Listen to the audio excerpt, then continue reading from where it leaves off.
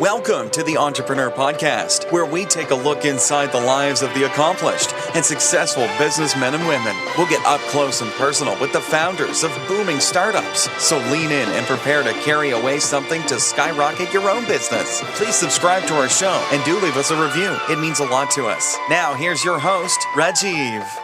Hey listeners, welcome to the Entrepreneur Talk Show. I'm your host Rajiv Unikrishnan, and this is a show where we talk about entrepreneurship and speak to great founders, entrepreneurs and investors. Today we have with us Jonie, Oostveen, co-founder at ARTO, an algorithm-based mobile art recommendation engine. Welcome, Jonie. Thank you, Rajiv. Just a brief intro. Jonie has been associated with the telecom industry since 1999, and along with being the co-founder at ARTO, he's also the head of partnerships at Vuclip SEA, and prior to that, he held roles at Spotify and eBuddy and other places too. Again, Jonie, welcome to the show. Do let me know if there are any gaps in the intro, and do let us know what's going on in your world today. Yeah, no, I will absolutely do so. My pleasure. Yeah. All right. So, what's happening? What's going on at the present with you, Jonie? Well, we're very busy right now with the whole ARTO project. Actually, you said that that I currently am heading up the partnerships for Vuclip, but I actually stopped doing that because I don't have any time anymore, and now focusing 100% or even more than 100% on ARTO. I was wondering how you did those two things together. It's practically impossible. Yeah, it was. So, Yeah. and I like both, and I tried to combine it as much as possible, but I couldn't anymore. All right. So before we get into the business part of it, any passions outside of work? Do you get time for anything outside of work, rather? Well, I really like sports, so I do try to make time for sports. Okay. So I try to run twice a week, like 5, 6, 7, sometimes 10K. It's always great to just clear your mind. Of course. It also gives you a natural high. So, when you're down and then you go for a 5K run or 7K run, then it gives you a positive feeling afterwards. So that's my drug, so to say. And then I also like a lot ball sports like soccer and tennis and that kind of stuff. Oh, great. I'm a runner too. I go running, I think, five times a week. Oh, wow. Okay. And it's the same. It's this absolute same. It's like total endorphin release, Yeah, no, exactly. Yeah. I think I can recommend it to anybody. Absolutely. Yeah. And you can do it everywhere. Yep. And so what, coming to the product, of course, what inspired the idea for ARTO? Yeah, so that's a good question. I started to think about this when I moved from one apartment to another apartment here in Singapore where I live, and then I needed a piece of art to hang on my wall. So I as everybody else would do, you go online, you Google, and then I was actually thinking like, okay, but what do I need to search for? What am I going to type in the search box? And I was thinking like, what art that I like, and then I was thinking like, what kind of art do I like? And then I didn't know how to describe the type of art I really liked, and then so then I was thinking, I had that moment of like, hey, this experience of searching for art, it should be the same as that Spotify is doing with music recommendation. Correct. Because at that time I was working for Spotify, and Spotify was at that time very, very focused on the recommendation. And I was like, how convenient would it be, and how easy would it be if you just open an app and then there is like art recommended for you based on your tastes and preferences. So that got me thinking, and I was like, and I asked a lot of people like, can you describe your art taste? And then a lot of people, they said, no, not really. I don't really know, but they said, well, I know if I see it. And then I was like, hey, I know if I see it. And like, so they, if we show an image first and then they like it or dislike it, that is a good way for us to learn about the user's art when it's art based. Correct. So that's how I actually came up with that whole interface where we show you an image, you swipe left or right. If you swipe right, you like it. If you swipe left, then you don't like it. And the more you swipe, the better we understand what your taste is, then the better we can recommend you then your next art piece. Oh, great. So what would the vision be for the company then? Yeah, so the vision is that we want to make it super easy for basically for anybody, for the mass market, to discover and buy art. Because what we learned is that a lot of people, when they think about art, is like, art is something, you can only enjoy it when you are an expert, or you need to study for this, or you need to be some kind of a collector. But actually, so the art scene can be quite intimidating, so to say. And we want to break down that barrier and show that art is for everybody. It's not for just like a few people. It's for everybody. So we want to basically democratize this. Oh, great. So, when you thought of the idea, was it only you to take this off the ground? Do you have any co-founders, or is it just you as a single founder? No, actually, I started off with a co-founder. He actually, after a few months, decided not to pursue. Okay. Because he didn't think he could combine it with his work currently at that time. Correct. And then I thought, what, I think it's a great idea. I just go ahead with it. So right now it's just me. It has its advantages and disadvantages. You can take all the decisions yourselves, but sometimes you would like to have somebody to bounce off some ideas. But Right. So, in terms of the product, I mean, it's mobile first, and you also have a web interface. So, how does it work from the seller side and from the buyer side? Yeah, it's a good question, because what we are is we have two value propositions. So the first one is towards the consumer, which I explained. It's the art recommendation and discovery of art. The second one is towards the independent artist and the galleries. So independent artists and galleries, they can upload their artworks onto our platform. So create an account, upload the work, and we index that with our recommendation engine, and then we stream that to the user that likes that artwork. So let's say if you like black and white photography from New York City, then I look in my database which artist or which gallery provides that type of photography, black and white photography that you like, and then we stream that to you. So that's how it works. So it's in essence it's a marketplace as well, and the business model is that we take a transaction fee for every time something is sold through our platform. The artists and the museums are from, I mean, it's from a global mix, so it's from a certain area itself. No, it's actually a global mix. So we work with online galleries and offline galleries, both here in the Southeast Asia region, but also in Europe. Okay. And we also work with some museums from Europe, the Rijksmuseum in Amsterdam. The Singapore Art Museum, and the National Gallery of Art in Washington, D.C. Oh, great. So, yeah.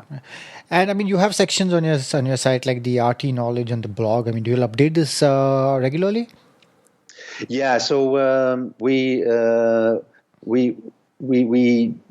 update this regular, because we also think that it's important for the consumer to learn more about their art taste, to find out actually what their art taste is. So, like I said in the beginning, you come in and you don't know where to start, you don't know what you want. But we hope that the more you use this, the better you understand your own art taste. And I always use the analogy with like wine drinking. When you start drinking wine, you actually only know that you have white wine and red wine. Great. And then you're like, okay, hey, I like actually more white wine. And then you understand, hey, with white wine, I have sweet and dry. And then like, okay, dry, I prefer dry. And then you go into the grapes, and then with dry, you have Sauvignon or Correct. Chardonnay, and then you go to the next level. So, and I think with art, it's the same thing. So every time you take a little step, and that's we try to guide our users through this through this journey. Okay. So the algorithm, of course, it's based on a kind of a la Tinder with the swiping. So was that developed by you since you're a mobile guy, or you have your own team or a technology guy head who does that? Yeah, so I have a own team. I myself, I am absolutely not a technical guy. Okay. So I've been the last 12 years. I've been working in the mobile internet industry, but always on the commercial side. So always like sales, business development. So I don't know anything about coding, but I found like this great developer, and he loved the product, and he has a bit of equity in the company as well, and. And he really liked the recommendation engine, so he actually developed the recommendation engine. And basically, what we do with the recommendation engine right now, it's I mean, we're just starting, so it's very standard in point of like artificial intelligence point of view. But we're trying to make it more smart, like an artificial intelligence machine learning. Yep. It takes time, I guess. You learn more. Yep. Yeah. I mean, so in terms of growth, some stats are maybe old, but you have 15,000 plus high-res images of artworks in your database, and you expect to grow to 50,000 by the end of the year. On track for that, or far surpass that? Yeah, no, that is on track. Okay. So we think it's very important to have a lot of good quality images. So as soon as you open the app, you need to have the feeling that we have any type of art that you can imagine. Correct. So we have classical masterpieces like Vincent van Gogh, but we also have street art like Banksy and pop art like Andy Warhol, and then everything in between. And then I think the beauty as well is that we have a lot of like unknown artists. Correct. Discovery. So So if you like Andy Warhol, then we can provide you with artists that have similar work like Andy Warhol. Oh, that's great. Yeah. Yep. I mean, in terms of competition, I mean, I guess there's no one locally, but I mean, you have these different guys who are global. So, I mean, is it a tough space to be in? No, at the moment it isn't actually. I have the feeling that I mean there are a lot of online art galleries. You have a few big ones like art.com and Saatchi Art. They focus mainly on US and Western Europe. Correct. I think you have a big one in India, which is called Saffron Art. And then there is a big one here in Southeast Asia, here in Singapore, which is called the Artling. Okay. Yes, sir. Yep, they just raised like 1.8 million a couple of months ago. Mm-hmm. But they are not really competitors in terms of that we could actually also work with them because we can work with online and offline galleries. So we're a bit like, see it as like a Lazada or Amazon where we have our own products, but a merchant can also, plug into our platform and sell through our channel. Got it. Yeah. Okay. And I have to say that we are actually pretty unique with that recommendation. So all of the art sites and online art galleries, they don't have this recommendation engine. Correct. You just have to browse and select. That's right.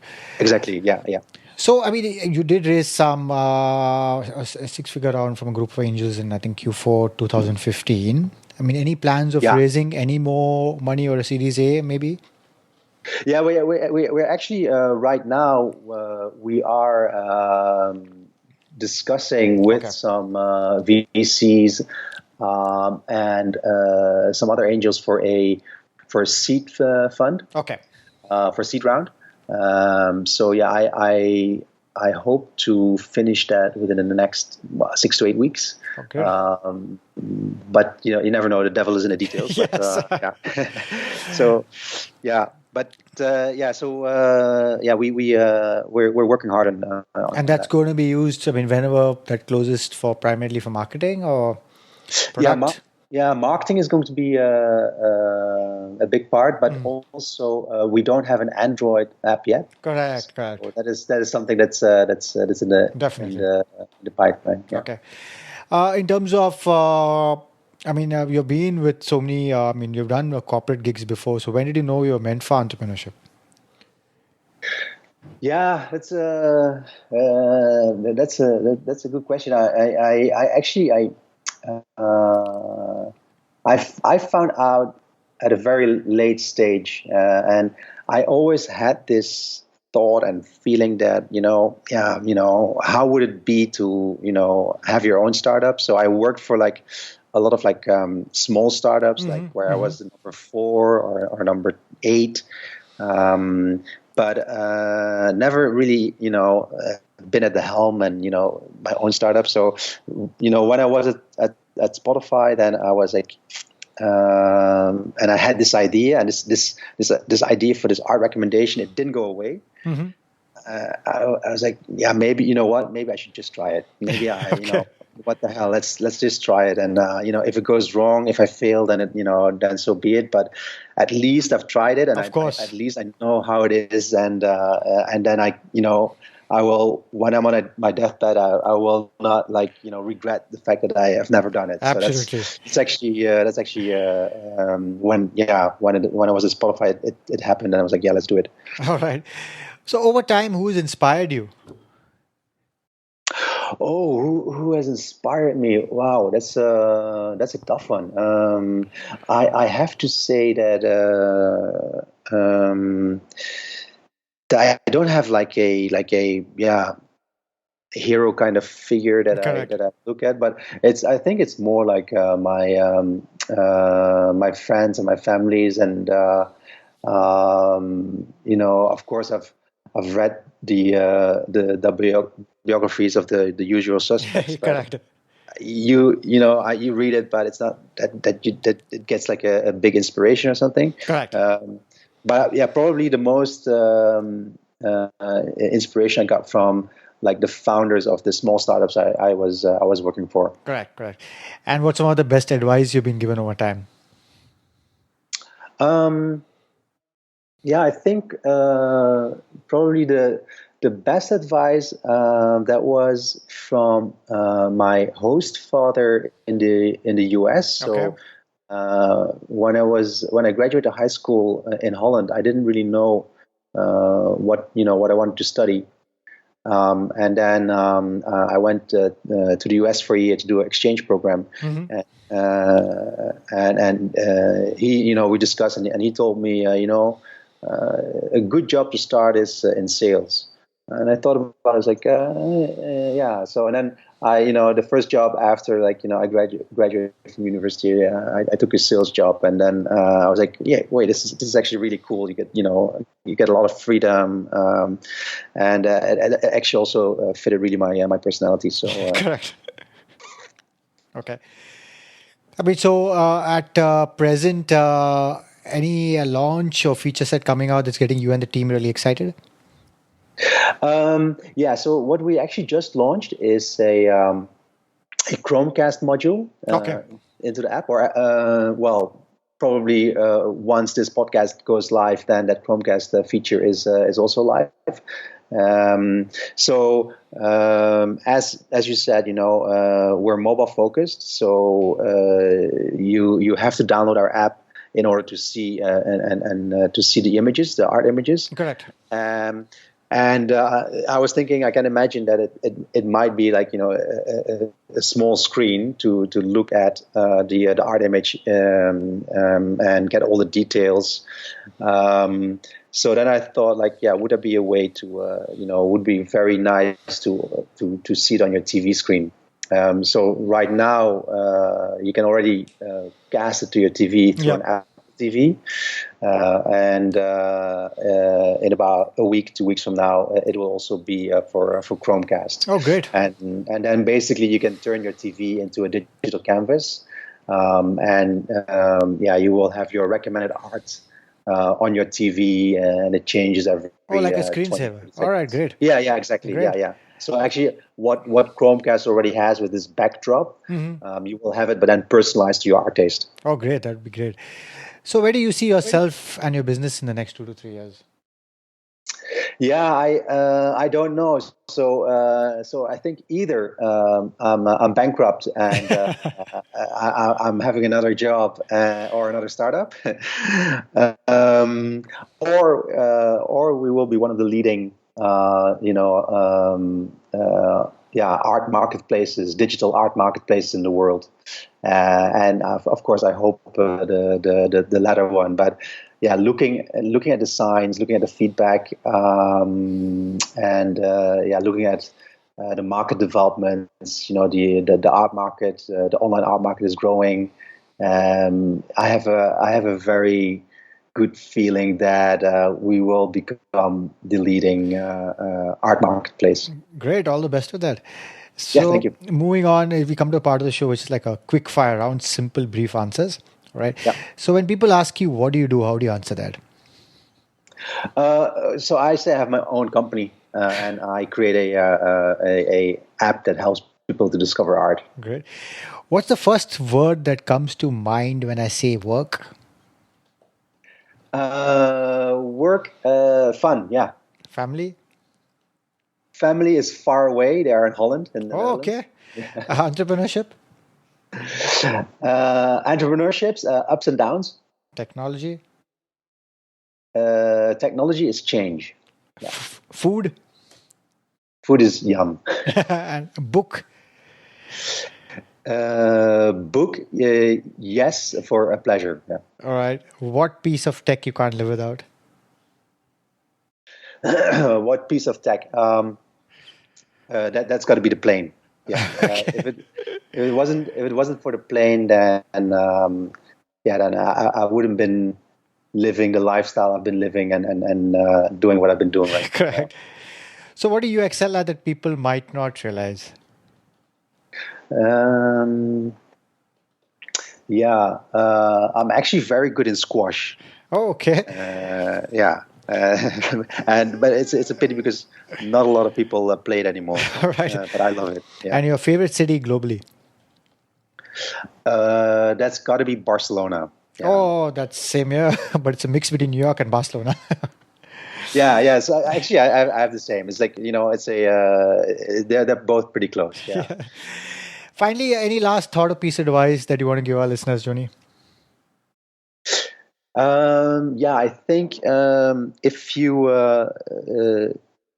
want to start a startup, then better sooner than later. I think I waited pretty long, and I think the longer you wait, the more difficult it gets because of all the financial commitments that you get when you get older. When you're younger, then it's all easier. So I would say, that if you have a good idea, then think about it, but then take the decision and try it. All right, great. Please let our listeners know how they can reach you and also ARTO. Well, they can follow me on Twitter. Okay. At Jonie, Jonie. And they can also go to our website, which is www.arto.gallery. Great. Again, Jonie, thanks for taking the time to talk to us, inspiring our listeners to start their own ventures, and all the very best in building ARTO. Thank you very much. It was a pleasure. All right, listeners, do visit arto.gallery and also download the app on the App Store and visit us at theasianentrepreneur.com to get the show notes and leave a review on your thoughts about this show. Thank you. Thank you for listening, and please subscribe to the show so you don't miss an episode. In the meantime, head over to theasianentrepreneur.com and check out show notes and other information to motivate you in your entrepreneurial endeavors.